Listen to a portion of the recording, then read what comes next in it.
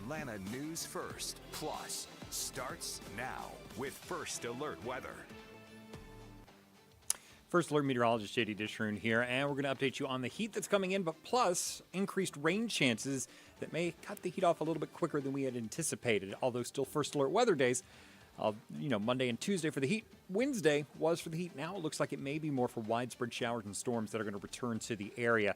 Still waiting to see if the severe potential will start to line up. As of right now, it looks like a lot of the severe ingredients that we would need with the cold front are going to actually pull a little bit farther to the north out of our area for the middle of the week, but something to keep our eye on. As of this afternoon, no severe weather to speak of at all. In fact, we're looking for the most part at dry conditions across the area. We're going to continue to watch a few isolated showers across North Georgia right now. If you give me about 5 seconds, I'll go ahead and zoom in on those. The window that I used to control the radar kind of just crashed on me, so I'm going to bring that back up. But right now you can see over in towards the northern portions of Cherokee County into Lumpkin County, we're seeing, for the most part, just a lot of, that's odd. You can't see it, but on the back end here, I got a very odd error message for the radar. But anyway, so northern Cherokee County over to Lumpkin County, that shower is starting to fizzle out just a bit. And all that rain you see over into Alabama right now, that's actually starting to fizzle out as well. So we're not really going to expect to see too much more in the way of moisture as we head into the evening. So let's go ahead and zoom in just a bit. Okay, none of this is working for me. All right, so it doesn't look like we're going to be zooming in too much. I can't get the radar to work here, so that's kind of odd there. Anyway, thankfully, we're not expecting too much in the way of rain for today. So the fact that my radar screen is not working here is not a huge deal. Meanwhile, we're going to continue to watch heat build in over the next several days. So for tomorrow, heat is increasing. We're going to be back up to about 96 degrees. Mostly sunny, partly cloudy skies, heat index in the triple digits. Now, by Monday, we're expecting widespread heat advisories for the area. Temperatures are going to climb to the upper 90s to near 100 degrees. And then by Tuesday, still looking at widespread heat index values into the triple digits. Tuesday looks temperature-wise to come down a little bit. You remember earlier in the week, we had 99 to 100 degrees on Tuesday. Now we pulled it back to 96. And it's because those rain chances are starting to increase with a front that's going to push a little bit closer than models had been anticipating. That's actually some great news. It'll help to cool us off. It'll help to give us some moisture. We need it. More importantly, it'll help to prevent a flash drought, which is when drought conditions settle in very quickly across the area due to extreme heat and lack of rain. So all of that working in our favor. So that's some great news there. Now, even at this 8 o'clock hour, we're looking at 90 still in Atlanta, 91 in Athens, 90 in Noonan. Eatonton and Gainesville, not that far behind at 89. Rome is up at 90. Even Allegany, 88, feeling like 91, and still feels like triple digits down into Eatonton. Of course, I think that sensor is a little bit closer to Lake Oconee, which would explain the higher heat index because of the higher humidity and the higher water content around the area of the lake. But still, 97 in Athens, 95 in Covington, Atlanta. These are feels like at 8 o'clock. The sun is literally setting, and it still feels like the mid-90s. That goes to show you the hot air mass that's going to be rolling in as we head into the next several days. We're going to be looking at 94 degrees for the high today. 74 was the morning low. Put it all together, about 3 degrees above average. And the records this time of year, 98. So we don't have to be that high above average to get our new record. So records typically this time of year, upper 90s to low 100s. So when we say a high of 98 by Monday, that's near record highs. Just because of the way the heat works with us in the summertime. We get hot, and we don't typically get too much hotter than we do. And when we do, it's quite a doozy out there. So here we go, 50% humidity making 90 feel like 95. So it doesn't take much in the way of moisture to kind of add on to that feels like temperature. And that's what we're going to notice as we go through the next several days. So overnight, temperatures in the mid to upper 70s. We're going to see really low to mid 70s outside of the perimeter. Even folks who are typically cooler, like Carrollton and Ellijay and Peachtree City, you're going to be in the low 70s for tomorrow morning, when you would typically be in the low to mid 60s, almost a 10-degree jump for those areas. And that just goes to show you how much humidity is in the air. Typically, your morning time temperature is a good indicator of just how much moisture you get. So here's our feels like temperatures. 104 on Sunday, 106 on Monday, 108 on Tuesday, 103 on Wednesday. Now, Monday and Tuesday, obvious why they're first alert weather days. But you may be looking at Wednesday and going, hey, 103 dropped below 104, so why isn't Sunday a first alert weather day? Well, it's close, but it looks like we're trending Wednesday now for a wetter day. So those that don't see any rain, maybe getting up into the triple digits, but really that first alert weather day at this point on Wednesday is going to be for scattered to numerous showers and even a few storms as we head into the afternoon hours. Now, that being said, once we get up to above 105 for the heat index, your body's perspiration and sweat systems can't keep up on their own. You have to help them out by going inside, AC breaks. You got to start drinking water. If you don't do those things, here are the signs that you're getting heat exhaustion, and you need to head indoors and cool off with either a cool bath, shower, or a cold compress quickly. Faint or dizziness, that one's kind of a no-brainer. If you're feeling lightheaded, you're feeling dizzy, usually that's just not a good sign overall. Now, excessive sweating. Now, obviously we sweat in the summertime, but if you're sweating profusely and it just won't stop, that's a good indication you're starting to, overdo it in terms of your body's temperature. Now, keep in mind, if you are sweating profusely and staying outdoors and then all of a sudden you stop sweating and your skin starts to turn pink and then red, that's when you need to call 911. That's actually not heat exhaustion. You've gone beyond that point. That's heat stroke, and that is a deadly condition where your body's internal temperature is just too hot and you can actually start cooking the inside of yourself. So just keep that in mind. If you stop sweating after sweating a long time to go inside. Cool, pale, clammy skin.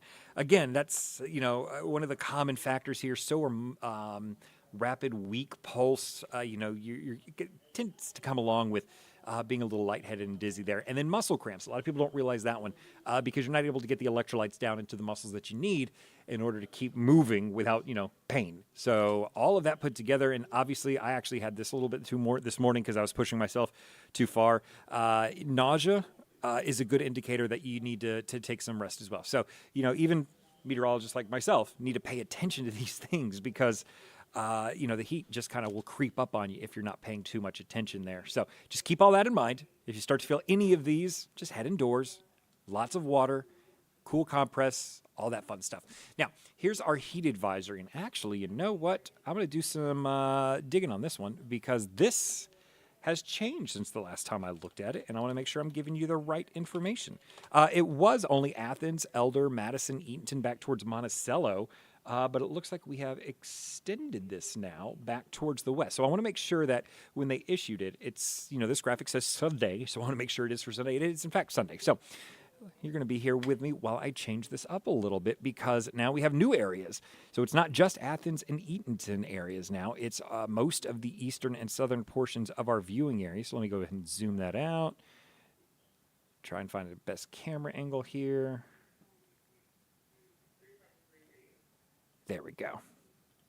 So now Thomaston's involved, Pike Lamar counties, Griffin, Henry County, over in towards Rockdale and Newton counties. You're now involved over up into Banks County. That's the northern extent. Everybody over to the east, that's where we have that heat index tomorrow, over 105 possible as we make our way into the afternoon hours. So, it's just going to show you that the heat's building in a little bit, like we anticipated. But now National Weather Service, in terms of their advisors, thinking, hey, maybe folks a little farther to the west will start to see that. So kind of an interesting thing there. Not hard to see why when you look at these things. 96 in Atlanta, 96 in Covington, 98 in Athens and Eatonton. By the way, these are actual high temperatures tomorrow. This is, the heat index is well into the triple digits for most of us. But notice most of the heat is off to the east.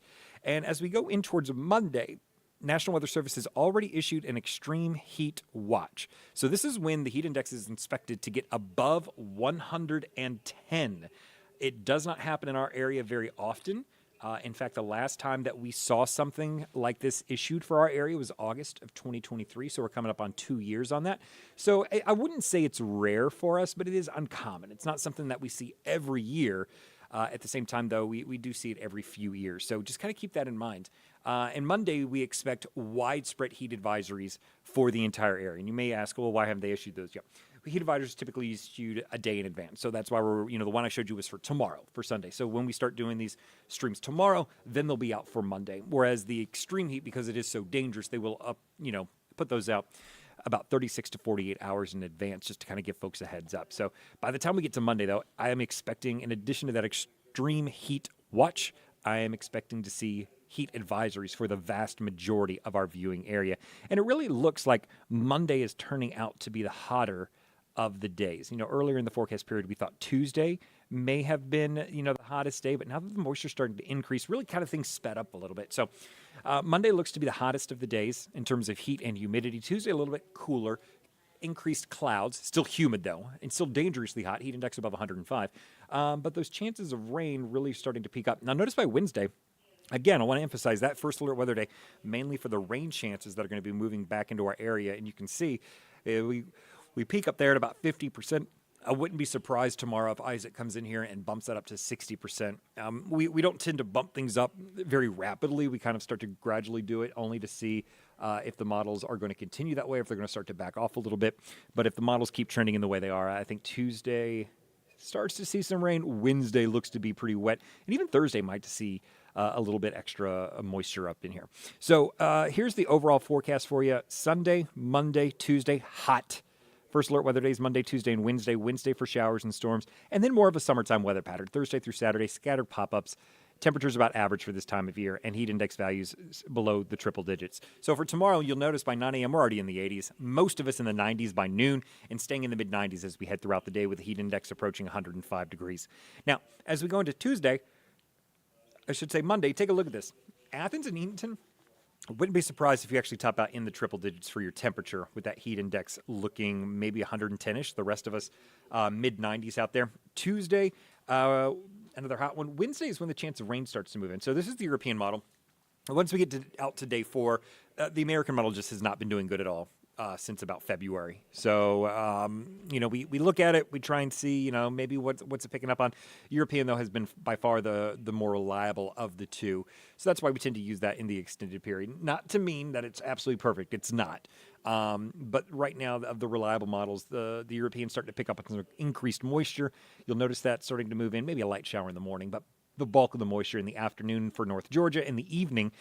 And if this holds, your evening commute for Wednesday. So obviously we got like 5 days before now and then. So, timing will definitely shift on this as we get better, more high-resolution models in the closer we get to it. But, it's just a good signal that, hey, Wednesday could be a little bit on the wetter side and with the potential of showers and storms to move in.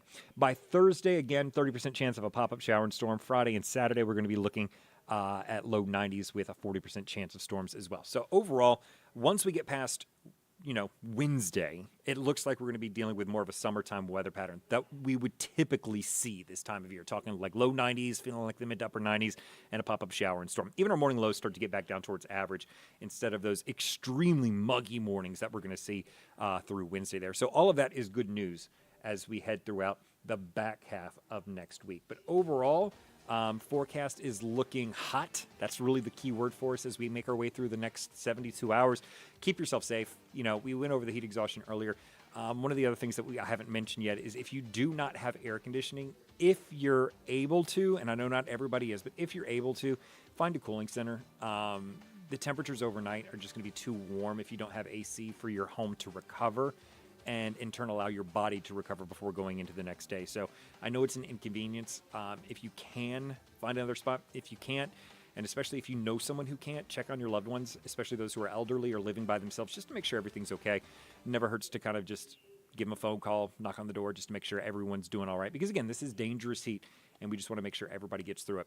So other than that, I hope you have a wonderful evening. Please keep yourself cool and have a blessed night. Isaac will be back tomorrow morning, streaming on air, online, and on the app, all for your convenience. Stay up to date on your latest weather from the largest team of meteorologists in the Southeast. Download the First Alert Weather app for hour-by-hour forecasts and join us every weekday at 11:30 a.m. on ANF+. You can also text WEATHER to the number on your screen, and we'll send a link directly to your cell phone.